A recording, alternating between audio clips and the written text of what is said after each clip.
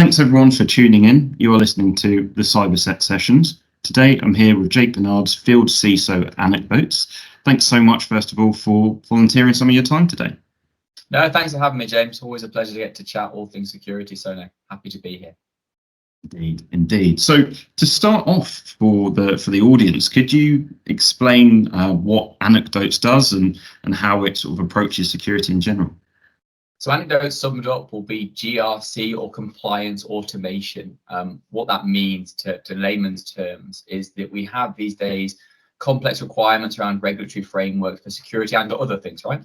SOC 2, ISO 27001, FedRAMP, HIPAA, NIST, whatever standard might apply to PCI. Now, traditionally, it's been very complicated to manage those compliance requirements. You have to use spreadsheets, screenshots, evidence, captures.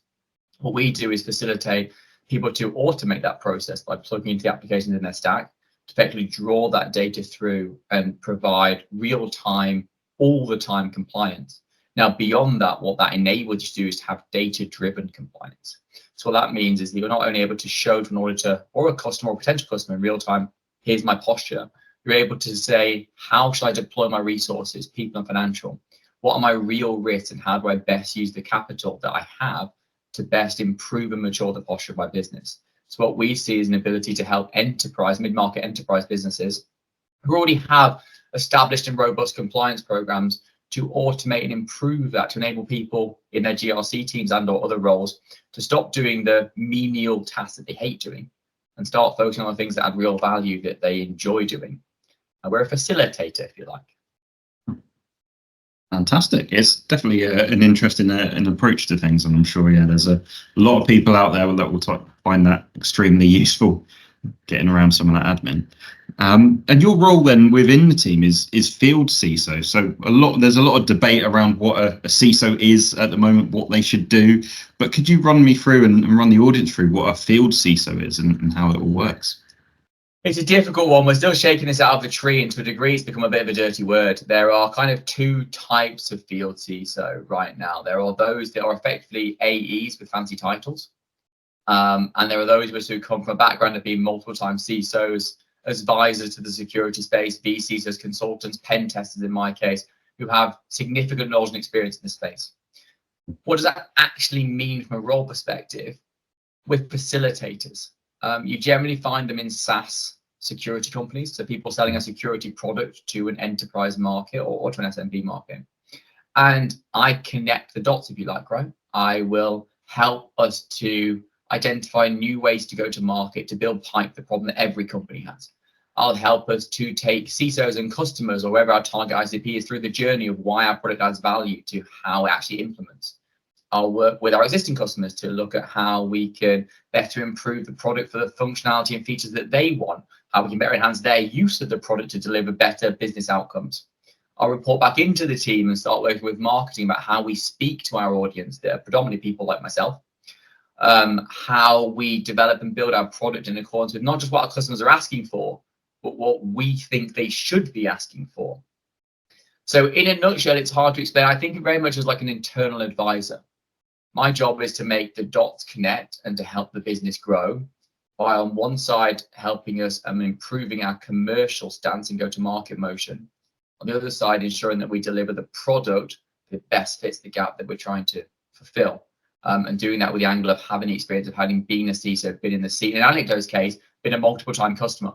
So I know what this product does. I know why you buy it. I know how you use it and how you get the best out of it, because I was doing that before I came here. I think that's really key in a Field CISO role, is knowing the industry that you're in, not just being a CISO, but significantly also specifically understanding the products that you're working with and how they actually add value to a potential customer.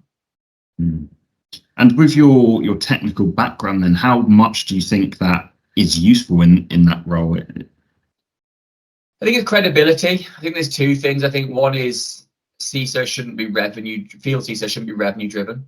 So I shouldn't carry a sales target or quota. But I think more importantly, it's having credibility to talk.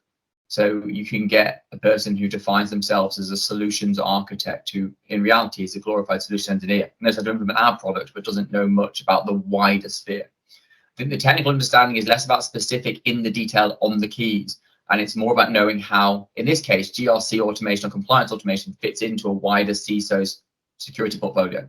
Like, what is that adding? What is it not adding? What is it allowing you to focus on instead? What is it going to save you from a time or effort or risk perspective? Like, it's understanding how that comes together in the bigger picture is the important bit. No, that absolutely makes sense. Perfect. And I've got a question here that for those that will be listening to these recordings in order, be quite interested, because the last person I had on the podcast said that AI is one of the biggest things that's going to be affecting the cybersecurity industry. I know something you said we were keen to talk about is your opinion on AI and how you think it's going to affect the industry. It's a challenging one, right? I mean, we could talk at length for a long time on this. I advise a company on the side called Lasso, who's an AI security company. It's an interesting one. You'll notice the guys with cowboy hats if you're at security conferences. But what they speak about and what I think is important is having relevance. What are you actually doing? You walk around RSA, Black Hat, DEF CON, InfoSec Europe, InfoSec World, all of them, you'll see AI written on every booth. But what is the tangible application of that AI? Is it actually delivering meaningful business outcomes? And as CISOs and security community, we need to start focusing on business outcomes. Like, what am I delivering back to the business?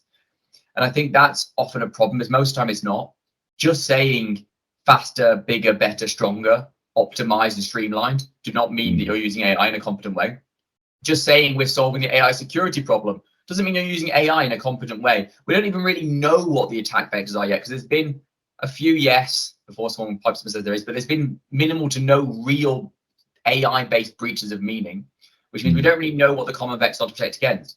So for companies, it's important to deliver a product that if they're going to mention using AI themselves, what is it doing and what is it improving and what is it delivering that you couldn't do without it? If you're going to be an AI security product, what vector are you covering or what specific risk are you fixing? There is a lot of money invested in AI security right now, and a lot of it will likely go up in smoke. We need to focus on what that means in tangible outcomes. And I think also as a CISO in the chair, we stop panicking. It's no different to what big data was, to what cloud was, to what analytics was, to what any of this stuff is. It's another risk that we treat in the same way. We understand the risk, we understand the attack vectors, we understand the likely bad actors, we understand what controls we can put in place to mitigate against those risks to a sufficient or adequate level for us to be comfortable. And we maintain and we mature and we improve and we automate. But the process is exactly the same. The difference here is when cloud went crazy, your nan did not know what cloud was. When big data went crazy, your dad didn't know much about big data. When AI went crazy, my nan's even knows what ChatGPT is, right? She's 99. So let's be completely like confident in what we say here. That the reason AI is posing such higher risk is, one, the media effect. We're all thinking Terminator and job disposition. Yes, it will take jobs, but you know what? The Industrial Revolution changed a lot of manufacturing in the UK. People didn't suddenly end up unemployed overnight. We repurposed what we did. The second is that everyone's heard of it. And that means that we now have a much higher pressure from executive leaders who understand AI, or at least I think they do, in a way they didn't understand the previous waves of tech. And I'm applying pressure to say, what are you doing? What are you doing? What are you doing? And the answer is often should be, I'm sitting back, I'm surveying the situation, I'm deciding what the risks are, I'm deciding what the potential bad outcomes are, and then I'm going to address those in the most logical and sufficient manner that protects and controls the risk that the business has. Not running around with your hair on fire saying AI is the future of everything.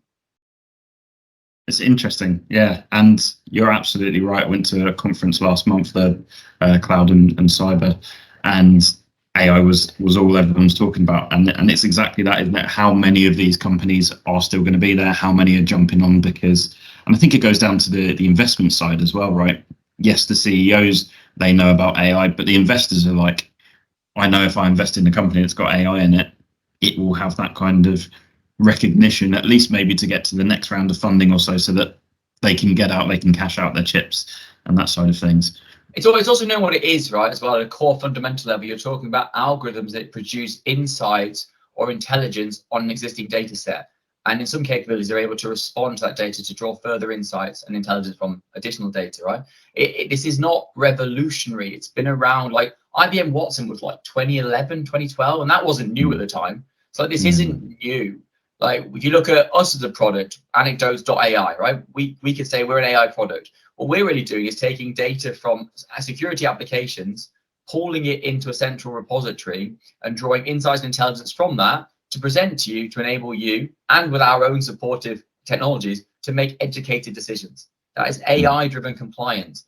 But in its fundamental state, it's just doing things a bit smarter. Like this whole concept that AI is changing the world, it's just about data.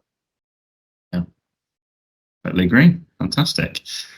Great. And then the question I ask everyone, slightly broad one, but what do you think the biggest problem facing the security industry is at the moment? I think there's two. There's one that's really common in the recruitment space, which is this concept around the security bubble or the gap and the inability to hire, which I think is not actually a problem with a lack of available resources or people. It's a problem with the fact that between people who sit in my chair and the CISO type chair, who talk to HR, who talk to recruiters, a complete fundamental breakdown of trying to identify what is the job that I want, what do they understand of the job that I want, and what spec do they pass to a recruiter. There is always a disconnect in their insecurity, which is far more disconnected than any other part of the business, I've realized. It's easy to define what an AE does, what a CS account manager does, what an engineer does in a specific portion of development. Security is now becoming so broad with so many generalists that it's very hard to define what you're actually looking for. It's very hard to take to market. So I think one of the biggest problems we have is actually, as hiring managers, defining and being better at defining what are we actually looking for. And then being able to pass that down the chain to HR, to recruitment, to get those people into roles, so we can build the community stronger. I think the second one is, for a long time, security has been seen as a cost center. So we are all about reducing risk, right? Spend money will make you safer. We need to change that. We need to change the rhetoric. CISOs need to become better at go-to-market. They need to become more competent in identifying and explaining business outcomes or valuable business outcomes and talking about ROI. So why does security matter? You can sell to more enterprise customers. Why does that regulatory framework matter? It's going to cost me $500,000 to do, because it means you can sell to Fortune 100 and FTSE 100 banks.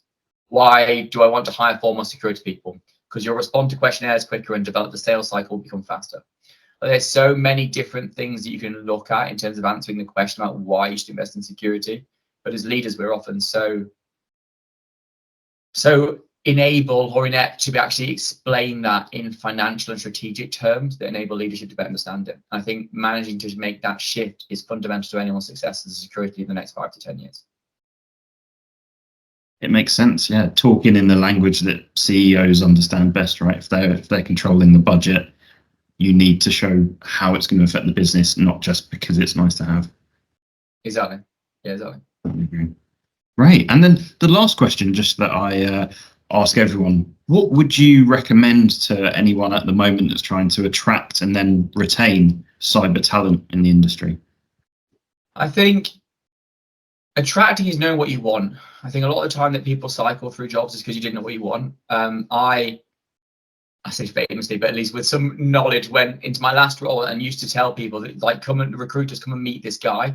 He was a person on my team. And I said, this is the person I want to hire. Go find people like him. Whatever you identify in terms of capabilities, attitude, attributes, experience, I want another person like him. So I think the first is knowing what you want, because that reduces you cycling people as a leader. Retaining's, it's building family. Like, it comes down, it sounds cliche, but people work and will give for people that they care about. And I think in security, it is in any other parts of the business. It doesn't matter whether you're security or not. It's about building relationships, culture, family that transcends like the actual job that you're currently doing. And it's about looking after people, right? I shouldn't have to force people to take holiday, which I often do in America. Like, I shouldn't have to make these kind of decisions. It's about making sure that the people who work for you know that you've got their best interests at heart, even if that means, as it often does in our specific industry, that you will push them and drive them until they leave you because they're going to a CISO or VP role, which they couldn't have because it's your job, right?